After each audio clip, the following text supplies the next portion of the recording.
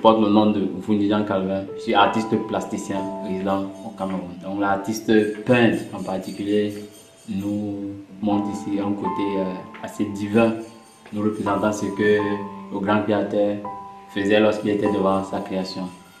Donc il y a un côté assez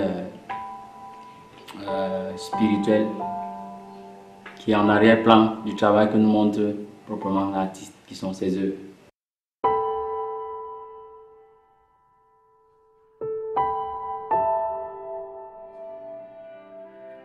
J'ai commencé à dessiner à 12 ans, mais pas vraiment un dessin puéril comme tous les gamins.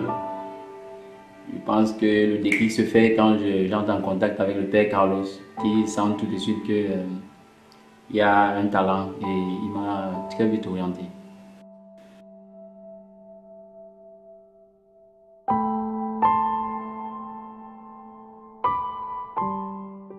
Donc j'ai été baigné dans l'église, particulièrement l'Immaculée Conception de la Briqueterie. Après maintenant, la chapelle Notre-Dame de la Merci de la Briqueterie. Après maintenant, chez le père Mariano, la chapelle du Lac.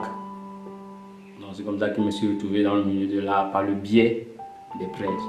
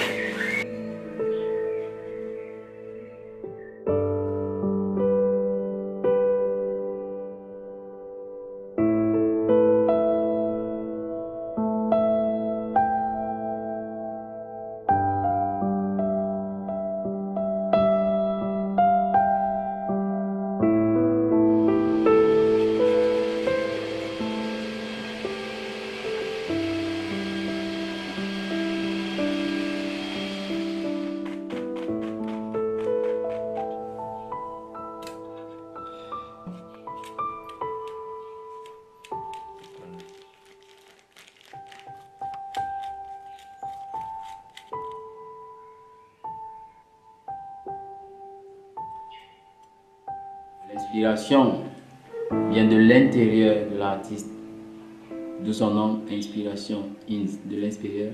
Et maintenant, si ça venait de l'extérieur, comme le prétendent le commun des mortels, il faut suivre de la musique, il faut aller dans des lieux plus ou moins calmes, on l'appellerait expiration. Musique, lieu calme, poésie, lecture ne sont d'autres que des catalyseurs. L'esprit de l'artiste est comme un jardin pour moi qu'il faut cultiver.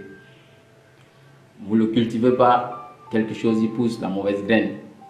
Vous le cultivez, vous faites attention à ce que vous y plantez, vous avez forcément des fleurs, de jolies fleurs.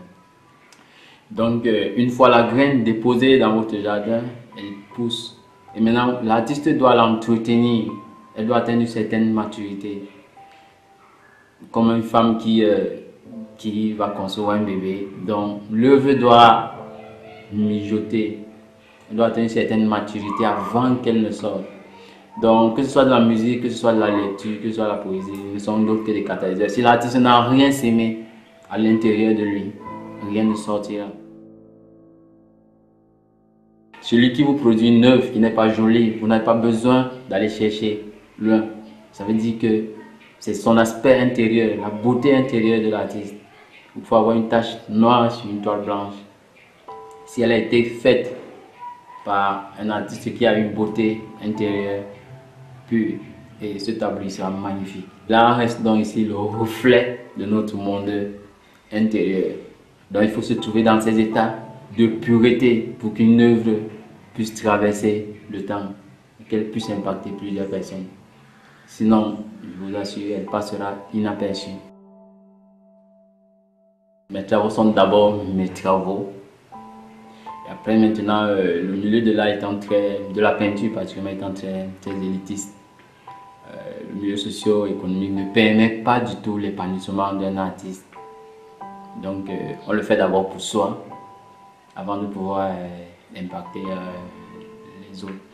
Donc mes travaux sont généralement des commandes chez certains particuliers. Et j'ai plusieurs commandes qui viennent de l'extérieur.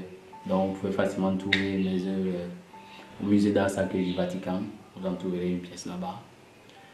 En Suisse, vous en trouverez à la galerie des Bogomil. En Espagne, vous en trouverez à Andorra la Vella, à l'Université des Beaux-Arts de Saint-Julia. Aux États-Unis, vous en trouverez à Washington DC et chez moi.